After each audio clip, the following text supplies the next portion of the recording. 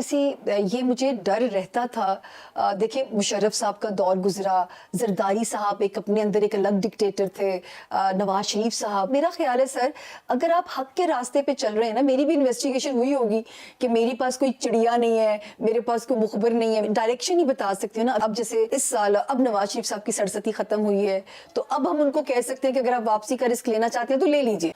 देखिए धरने के दिनों तक तो मुझे याद है कि जब वो धरना दिया हुआ था तो मेरे पास नंबर था, मैं मिली नहीं उनसे आज तक कभी भी जो है। लेकिन जब मैंने रिहाम खान साहिबा और इनकी तलाक की पेशगोई की तो मुझे डर बहुत था। और वो भी पेशगोई देखें कि मैंने कहा था कि इस डेट से आगे ये शादी नहीं चलेगी, और ये पेशगोई मैंने उनके निकाह वाले दिन की, जब निकाह की धूम हर चैनल पे मची हुई थी। 8 जनवरी थी और उस डेट गुजरने में 2 दिन रह गए थे और तलाक की खबर आ गई। क्योंकि खान साहब के अंदर एक मिजाज है कि वो अपने स्क्रिप्ट के खिलाफ नहीं चल सकते, वो उतना फ्लेक्सिबल नहीं है कॉम्प्रोमाइज करने में। और मुझे डर लगा कि यार कि ये लोग मुझे तो शायद वो कर देंगे, लेकिन रिहाम साहिबा भी बड़ी स्वीट होगी उस पेशगोई के बाद, जहां मुझे मिली बड़े अच्छे से मिली। और उस वक्त खान साहब भी मेरे मैसेजेस को रिस्पॉन्ड कर दिया करते थे, मैं उन्हें कहती थी, क्योंकि मैं सचमुच पीटीआई की डाई हार्ट सपोर्टर थी। ये मैं आपके शो में कन्फेस कर रही हूँ आज। होता है जो पॉलिटिशियन आता है जो बड़ा है, एक सवाल कॉमन होता है वजीर आजम की कुर्सी, और इनको ये नहीं पता इस मुल्क के जायचे में सबसे बड़ी आजमाइश वजीर आजम की कुर्सी है। इंटरेस्टिंग सवाल किया आपने।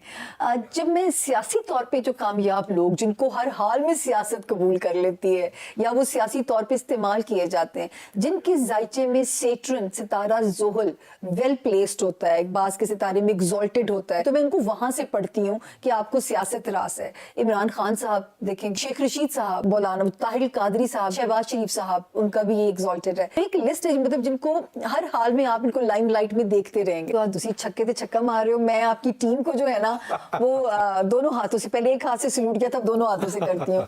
बड़ा इंपॉर्टेंट सवाल। अच्छा लोगों को एजुकेट किया जाए कि जो इस मामले में एक एवरेज लाइफ में ये 3 मर्तबा आती है, और एक हिट आप एक ही बार ज्यादा होते हैं उसमें जो है ना, बाकी फिर अल्लाह मियाँ हाथ थौला कर देते हैं।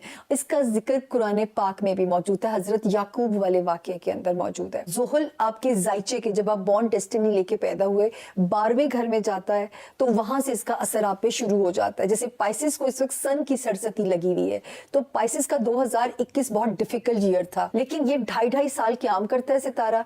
2.5 साल, पहले 2.5 साल बहुत सख्त होते हैं, दूसरे 2.5 साल आपके रिश्तों के इम्तिहान शुरू कर देता है, और आखिरी 2.5 साल में आपकी माल की आजमाइश लेता है, फिर ये निकल जाता है। आप नवाज शरीफ साहब को देख लें, इतना बड़ा एम्पायर जिस आदमी का हो और वो अपनी साख ना बचा सके, सिर्फ सरसती के कारनामे थे।